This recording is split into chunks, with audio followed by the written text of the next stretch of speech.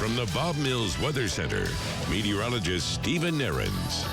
Of course, we've been now for quite a while monitoring those ever-worsening drought conditions across Green Country. Every Thursday, there's an update to that drought monitor. As we expect, no positive change on our side of the state. We're still under those two worst drought designations, extreme to exceptional drought, area-wide and pretty much statewide as well. It's in much of the same boat.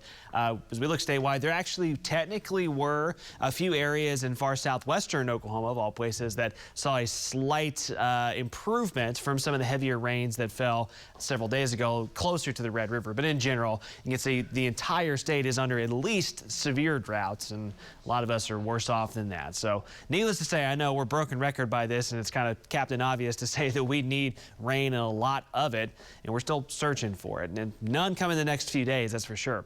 Winds become a much bigger problem for us Friday into the weekend. Of course, feeding the fire danger. Wind gusts today, no problem at all. I mean, 5 to 10 mile an hour winds for a lot of us this afternoon, so I would suggest you get outside and enjoy that. Tomorrow won't just be out of control windy, but it will be breezy. Winds gusting about 20 to 25 miles per hour Friday. It just goes up from there. I showed you this graphic earlier, but showing it again because it really kind of tells the story, doesn't it? From today's winds through Saturday and Sunday, those gusts, this unfortunately hasn't changed for the better. Gusts of 35 to near 40 to 45 miles per hour at times from Saturday through Sunday. And what'll happen here is that, you know, a lot of times the winds drop off at night. Saturday night will stay very windy, so it'll be a solid 36, 48 hours where it is just flat out windy over the weekend. Early next week is when that next storm system arrives to hopefully provide us our next chance for rain.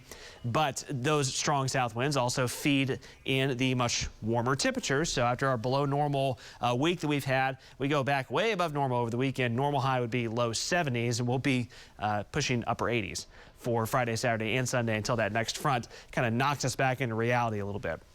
Thursday night football games, a lot of games being played tonight with quite a few districts on fall break. It's going to be great fall weather for those games as we drop into the 60s, light south breeze. Outside of the heart of the metro, by the fourth quarter, by the time those games are wrapping up, it'll be in the upper 50s, about 60 or so in Tulsa proper. Of course, we've talked football, we've talked Oktoberfest here in Tulsa, Black Gold Days getting underway in Glenpool as well. Same story like all the other forecasts for being outside. Beautiful weather today, beautiful this evening. Warm and breezy on Friday, and then flat out windy Saturday and Sunday. So you have to hang on to your hats out there. All right, rolling you through the rest of the week here again. No problems today.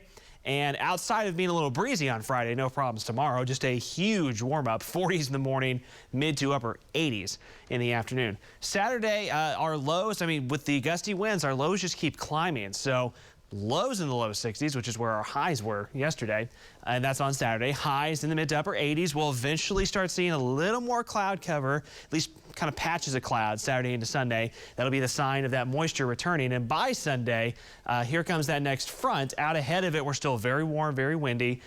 Stop the clock Sunday afternoon, but Sunday night and into especially Monday, as that front starts to sweep into the area, that's when our rain and storm chances start to increase. So the wild ride continues from the 70s today to the warm and windy weekend that's ahead of us. There's that next system on Monday. Still not a guarantee of scattered showers and storms, but at least there's that chance. A few of those could be locally heavy, at least that's the hope. And then those temperatures kind of trend back to normal and may hold there for a little bit for the middle of next week.